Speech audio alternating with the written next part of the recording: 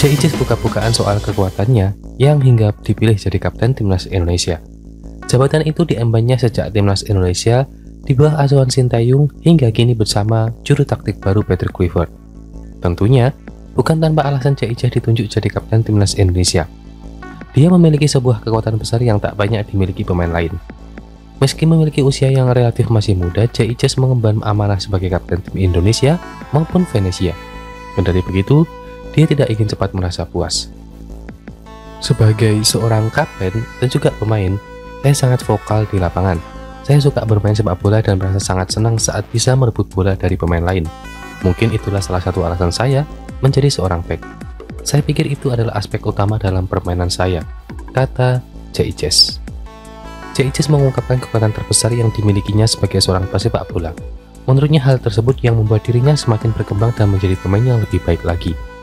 Kekuatan terbesar saya adalah motivasi saya. Keinginan untuk menang dan selalu berkembang telah membantu saya selama ini.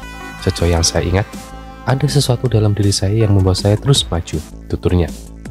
Menurut Jay, itu juga yang membuat dirinya dibebankan tugas sebagai seorang kapten tim.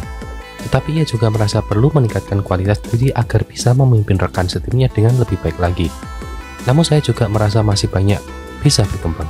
Terutama sebagai kapten, bagaimana cara memimpin dan membimbing tim. Saya sudah cukup baik dalam hal itu, tetapi masih ada banyak hal yang bisa saya tingkatkan, ucapnya.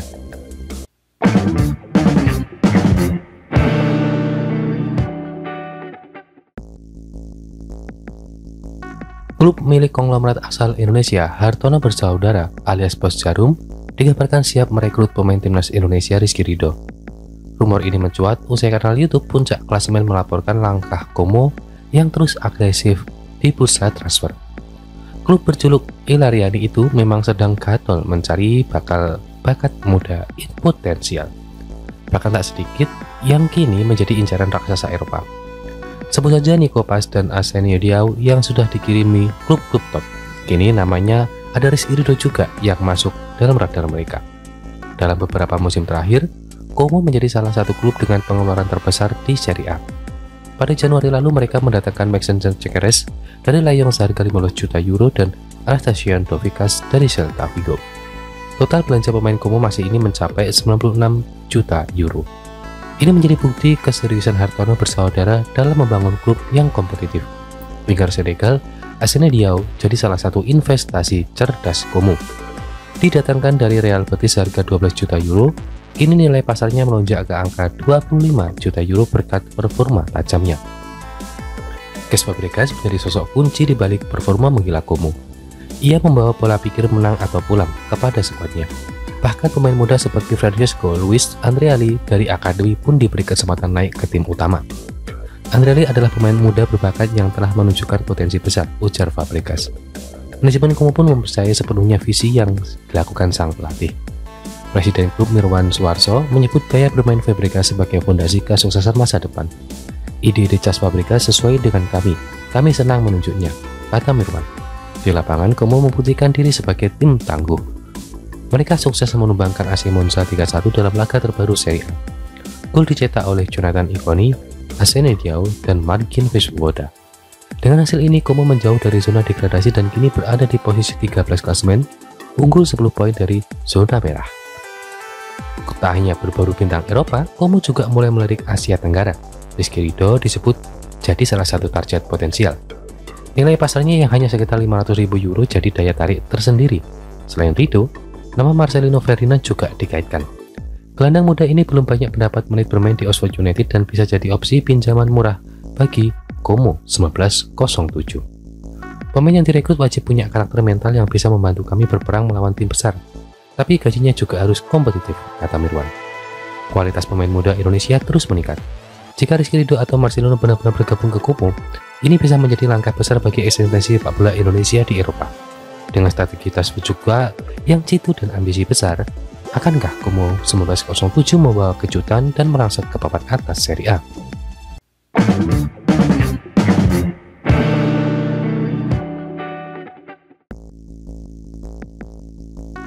Berita mengkhawatirkan datang dari bek anyar timnas Indonesia Dean James yang menderita cedera saat memperkuat timnya Go Ahead Eagles di ajang Liga Belanda. Dean James mengalami cedera saat Go Ahead Eagles berhadapan dengan FC Utrecht di De Adelasters dalam rangkaian pekan ke-28 Liga Belanda. Dan James ditunjuk sebagai starter di posisi bek kiri. Tim tuan rumah menunjukkan performa yang sangat baik pada 20 menit awal pertandingan, dengan Victor Edvardsen membuka skor pada menit ke-14, diikuti oleh gol kedua dari Mathys Surai pada menit ke-17.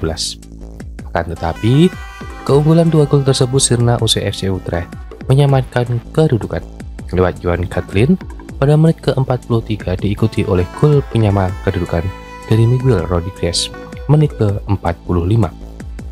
Memasuki babak kedua, Dean James mengalami nasib buruk. Ia digantikan pada menit ke-64 akibat cedera hamstring setelah menerima dorongan dari penyerang lawan ketika berupaya mengamankan bola. Kakinya terlihat menapak lapangan dengan tidak sempurna dan ia langsung terjatuh di lapangan dengan memegangi bagian paha belakangnya.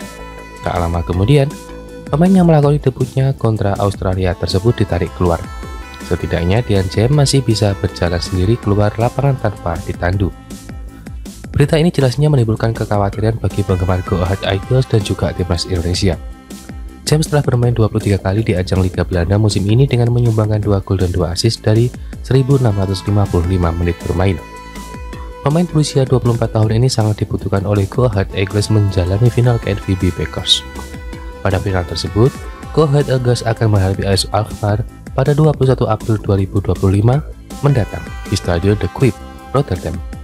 Di samping itu, timnas Indonesia juga memerlukan kehadirannya untuk 2 pertandingan terakhir di kualifikasi Piala Dunia 2026 zona Asia. Pada bulan Juni 2025, timnas Indonesia akan bertemu dengan Cina dan Jepang. Dalam 2 laga tersebut, timnas Indonesia harus meraih hasil positif untuk menjaga harapan mereka tampil di Piala Dunia 2026.